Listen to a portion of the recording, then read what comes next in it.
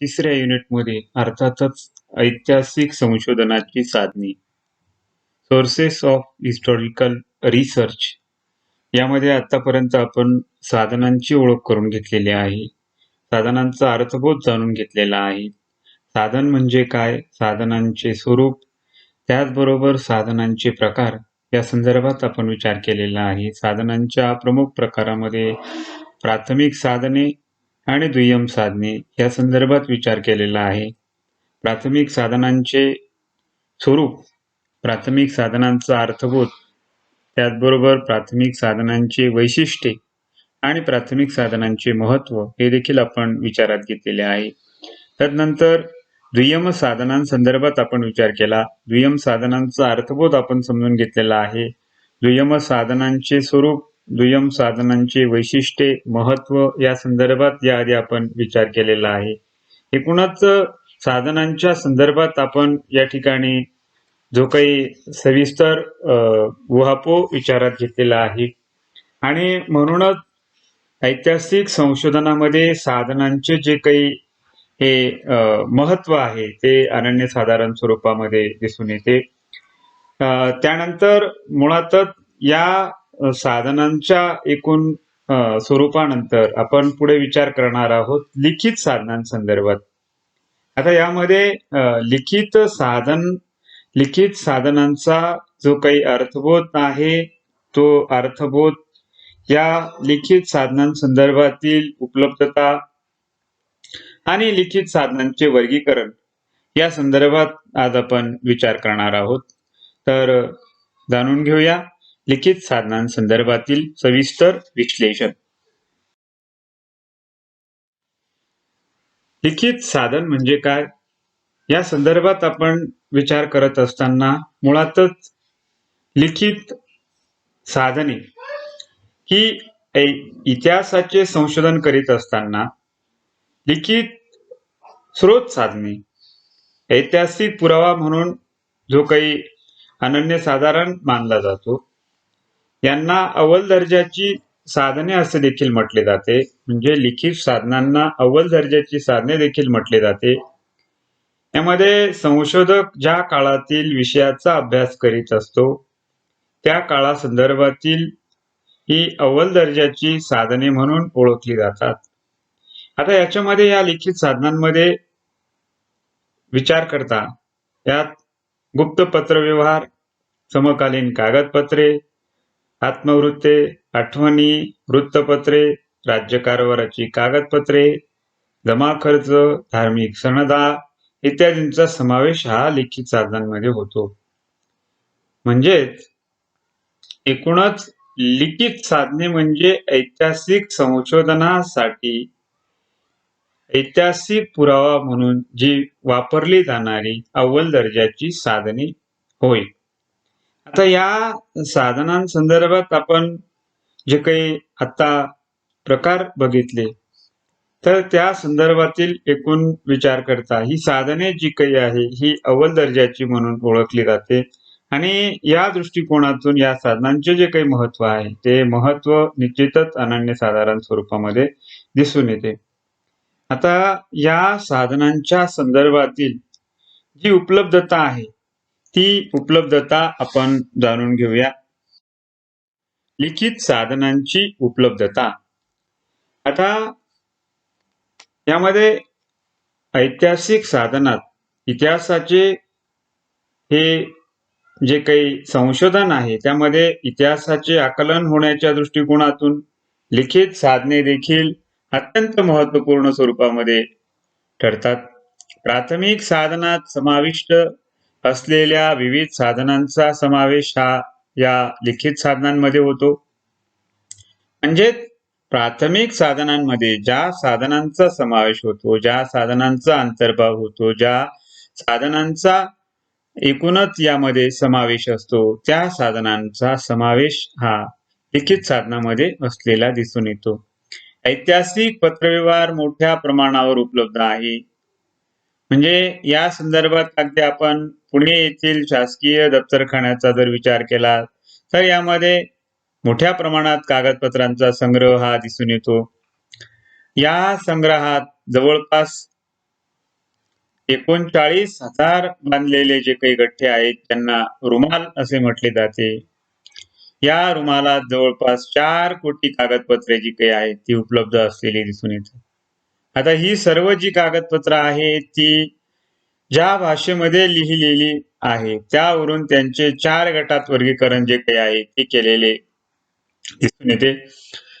ह्यामध्ये मराठी विभाग असेल, या विभागात मुख्यतः 30,000 रुमाल जे काही आहेत समाविष्ट आहेत.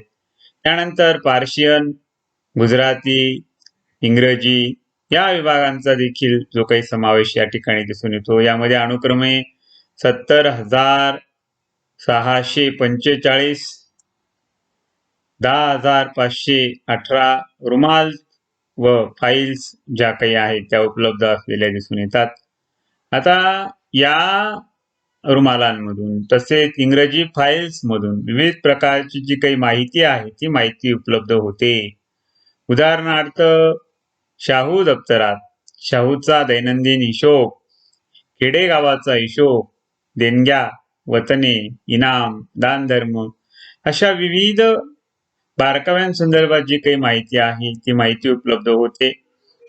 आणि म्हणूनच ही जी काही एकूणच या संदर्भात उपलब्ध होणारी जी काही माहिती आहे, हा जो काही माहितीचा स्रोत आहे हा लिखित स्वरूपाचा माहितीचा स्रोत या ठिकाणी उपलब्ध असलेला आपणास दिसून येतो. आणि म्हणून या साधनांचे जे काही महत्व आहे ते अव्वल दर्जाचे म्हणून ओळखले जाते.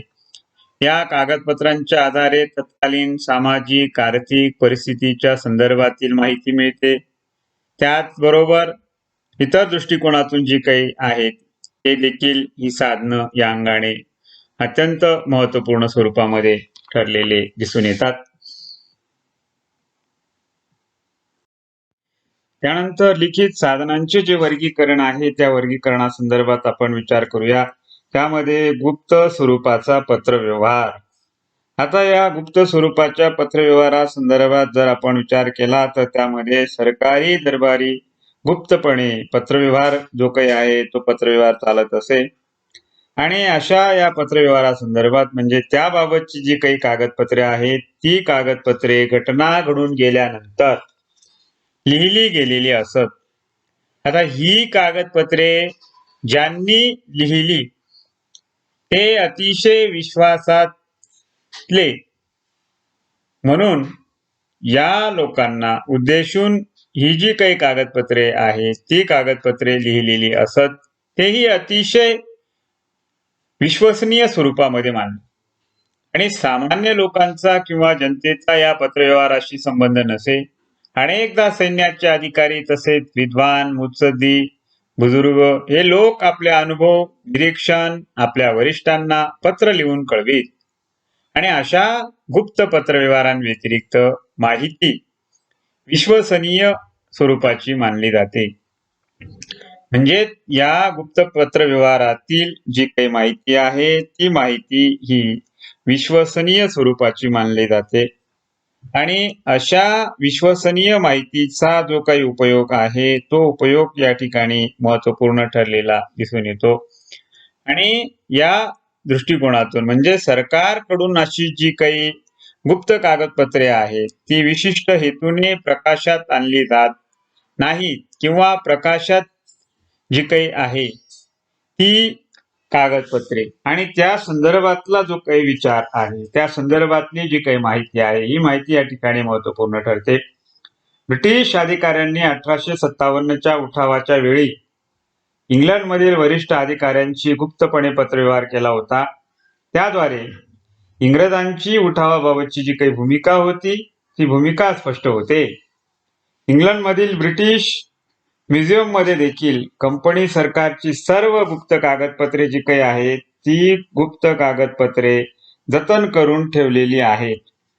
आणि अशा गुप्त कागदपत्रातून इसवी सन 1857च्या उठावा संबंधीचे वास्तववादी जे काही रेखाटन आहे ते रेखाटन ती माहिती उपलब्ध असलेली दिसून येते. आणि म्हणून अशा कागदपत्रांद्वारे उपलब्ध होणारी विश्वसनीय माहिती म्हणजे गुप्त पत्रव्यवहाराद्वारे उपलब्ध होणारी विश्वसनीय माहिती, ज्या माहितीचा उपयोग, ज्या माहितीचा संदर्भ, ज्या माहितीचे अवलोकन हे निश्चितच संशोधनाच्या अंगाने हे उपयुक्त ठरते आणि म्हणून तत्कालीन परिस्थितीच्या निरीक्षणासंदर्भात, अवलोकनासंदर्भात, जाणून घेण्यासंदर्भात ही कागदपत्रे ही अत्यंत महत्त्वपूर्ण ठरतात. त्यानंतर समकालीन स्वरूपाची कागदपत्रे. आता या समकालीन स्वरूपाच्या कागदपत्रांसंदर्भात जर आपण एकूण सविस्तररित्या विचार केला तर त्यामध्ये इतिहासाची जी काही संदर्भ साधने म्हणून जी लिखित साधने समाविष्ट आहेत, त्या लिखित साधनांमध्ये समकालीन कागदपत्रांचा अंतर्भाव, समकालीन कागदपत्रांचा जो काही समावेश आहे तो मूलभूत स्वरूपाचा मानला जातो. आता या समकालीन कागदपत्रांमध्ये सूचना, युद्धाच्या प्रसंगाच्या घटना, अधिकाऱ्यांचे आदेश, परराज्यातील दूताने केलेल्या सूचना अशा साधनांचा जो काही समावेश आहे तो समावेश असलेला दिसून येतो. आणि अशा साधनांमधील माहितीद्वारे मुळातच म्हणजे समकालीन माहितीद्वारे जी काही विश्वसनीय स्वरूपाची उपलब्धता होते, माहिती मिळते, ती निश्चित पूरक स्वरूपाची ठरते. पूर्वीच्या काळातील ही कागदपत्रे जी काही आहेत, ही हस्तलिखित जी काही आहेत ती यामध्ये समाविष्ट असलेली दिसून येतात. आणि म्हणून या संदर्भात, या कागदपत्रांच्या संदर्भात उपलब्ध होणारी माहिती ही विश्वसनीय स्वरूपामध्ये मानली जाते. अगदी प्रशासनाने काढलेले आदेश, इतिवृत्तांत, कर आकारणी याबाबतचे पत्रके ही सर्व कागदपत्रे ही समकालीन कागदपत्रे म्हणून ओळखली जातात. आणि या कागदपत्राचा जो काही दर्जा आहे, जे काही स्थान आहे ते अव्वल दर्जाचे मानले जाते. आणि म्हणून या संदर्भात अगदी काही विशिष्ट अधिकारी, सरदार, राजे आपल्या सोयीसाठी रोजनिशी जी काही आहे ती लिहित असत. आणि अशा संदर्भातील साधनांमधून जी काही माहिती उपलब्ध होते ती माहिती विश्वसनीय स्वरूपाची मानली जाते. आता अशा वरिष्ठ व्यक्ती खाजगी पत्रांमधून देखील काही सूचना करत असत. या सर्वांचा समावेश हा समकालीन कागदपत्रांमध्ये होतो. इतिहास लेखनासाठी समकालीन कागदपत्रांचा जो काही उपयोग आहे तो उपयोग निश्चितच आधारभूत स्वरूपाचा मानला जातो, मूलभूत स्वरूपाचा मानला जातो. आणि म्हणून त्यांची सत्यता पडताळण्यासाठी ही जी काही लिखित साधने आहेत हे उपयुक्त ठरतात, अव्वल दर्जाचे ठरतात. म्हणून समकालीन कागदपत्रांना जे स्थान आहे ते मूलभूत स्वरूपाचे मानले जाते, ते अव्वल दर्जाचे मानले जाते. म्हणून या संदर्भातील ही साधने जी काही आहेत, संदर्भ साधने, समकालीन कागदपत्रे हे निश्चितच उपयुक्त स्वरूपाचे ठरत असतात. एकूणच या व्हिडिओद्वारे आपण सर्वप्रथम लिखित साधन म्हणजे काय, लिखित साधनांचा जो काही अर्थबोध आहे तो अर्थबोध जाणून घेतलेला आहे. त्यानंतर लिखित साधनांची जी काही उपलब्धता आहे ती उपलब्धता कशा पद्धतीने होते, कोणत्या प्रकारे होते, कशा स्वरूपात होते या संदर्भात आपण विचारमंथन केलेले आहे. त्यानंतर या लिखित साधनांच्या वर्गीकरणासंदर्भात आपण विचार केलेला आहे. या लिखित साधनांमध्ये कोणकोणत्या प्रमुख घटकांचा समावेश होतो, त्यामध्ये गुप्त पत्रव्यवहार असेल, त्याचबरोबर समकालीन कागदपत्रे असतील. या गुप्त पत्रव्यवहारामध्ये कोणकोणत्या बाबी अंतर्भूत आहेत, त्याचबरोबर समकालीन कागदपत्रांमध्ये कोणकोणत्या घटकांचा समावेश होतो त्या संदर्भात आपण सविस्तररित्या जाणून घेतलेले आहे.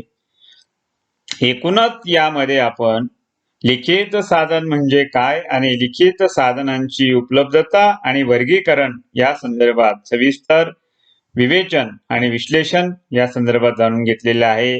एकूणच निष्कर्षात्मक भाग जर आपण बघितला तर लिखित साधने ही अव्वल दर्जाची असतात, अस्सल म्हणून ओळखली जातात, अस्सल साधने म्हणून ओळखली जातात, मूलभूत साधने म्हणून ओळखली जातात, विश्वसनीय साधने म्हणून ओळखली जातात. आणि अशा साधनांचा उपयोग हा इतिहास लेखनासाठी निश्चितच पूरक स्वरूपाचा ठरत असतो, महत्त्वपूर्ण स्वरूपाचा ठरत असतो. आणि त्यानंतर पुढील व्हिडिओद्वारे आपण या लिखित साधनातील जे काही सविस्तर वर्गीकरण आहे पुढील घटकांसंदर्भात ते आपण जाणून घेणार आहोत. त्या पुढील सविस्तर घटकांच्या वर्गीकरणानुसार या साधनांसंदर्भातील जे काही सविस्तर विश्लेषण आहे, ते विश्लेषण आपण पुढे जाणून घेणार आहोत. तर या ठिकाणी थांबूया. धन्यवाद.